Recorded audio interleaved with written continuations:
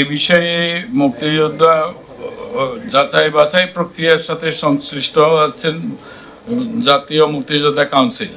সেটা গত নভেম্বর মাসের 20 তারিখে গঠিত হয়েছে। একটি সভা মাত্র তারা করেছে। সেই নিরিখে তারা কিছু পরিবীক্ষণ আমাদেরকে দিয়েছে, যেগুলি সংশোধনযোগ্য। এগুলি পুনরায় আমাদের আইনটা সংশোধনের প্রক্রিয়াধীন আছে। করে কোনো তালিকা করব না, যে তালিকাটা আছে সেই তালিকাগুলোকে যাচাই বাছাই করার জন্য আমাদের একটা ডাটাবেস তৈরির কাজ চলছে। ডাটাবেস না হলে কোনো কিছুর কোনো রকমের তথ্য নথি কোনো কিছুই সংরক্ষিত নাই, পাওয়া যাচ্ছে না। এগুলি ডাটাবেস তৈরি করার পরে আমরা শ্রেণীবিন্যাস করব। আমরা মুক্তিযোদ্ধার যে সূত্র, মুক্তিযোদ্ধা কারা মুক্তিযোদ্ধা হবেন, ব্যাপকভাবে যারা রণাঙ্গনে সরাসরি যুদ্ধ করেছেন তাদের প্রবল আপত্তি আছে সবাইকে মুক্তিযোদ্ধা হিসাবে গণ্য করার ক্ষেত্রে। এক্ষেত্রে আমরা মুক্তিযোদ্ধার যে সূত্র, সেই সূত্রেরও একটু পরিবর্তন আনা দরকার। এই জন্য এটা আইন সংশোধনের প্রয়োজন আছে। এটা উপদেষ্টা কাউন্সিলে এই বিষয়টা উত্থাপন হবে। এটা শুধু মুক্তিযোদ্ধারাই আপত্তিটা উত্থাপন করতে পারবে না, যে কোনো নাগরিক করতে পারবে। এটা আমরা হচ্ছে অন্তর্বর্তীকালীন থাকি বা না থাকি, কিন্তু প্রাতিষ্ঠানিকভাবে এই সমস্ত বিষয়গুলো করে গেলে এর পরবর্তী পর্যায়ে যারা আসবে তারাও এই ধারা অনুসরণ করে একটা প্রকৃত জায়গায় যেতে পারবে। বুদ্ধিজীবীদের একটি তালিকা এখানে সম্পন্ন করা আছে। 560 জন এর তালিকা সম্পন্ন করা আছে। এটা গেজেটের মাধ্যমে সম্পন্ন করা হয়েছে।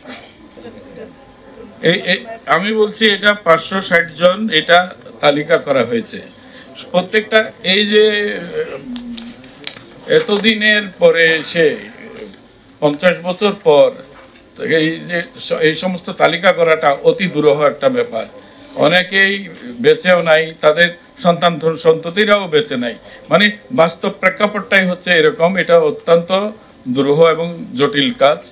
সেই কারণে মুক্তিযোদ্ধাদের ব্যাপারটাও একই রকমে দাঁড়িয়েছে। সন্তানরা আসছে, ওনার বাবা মুক্তিযোদ্ধা ছিলেন, এই সমস্ত দাবিগুলা নিয়ে।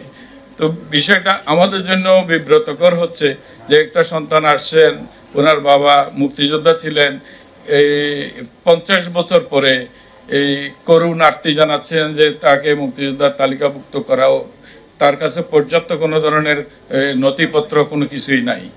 তো এই সমস্ত আকুতিগুলো যখন আসে তখন এগুলি একটা করুণ পরিবেশ সৃষ্টি হয়। আমি নিজেই যেটা এই কয়দিনে ফেস করেছি, যে দেখেছি, সেটা কেন এটা যুদ্ধের পরপর এই তালিকাগুলো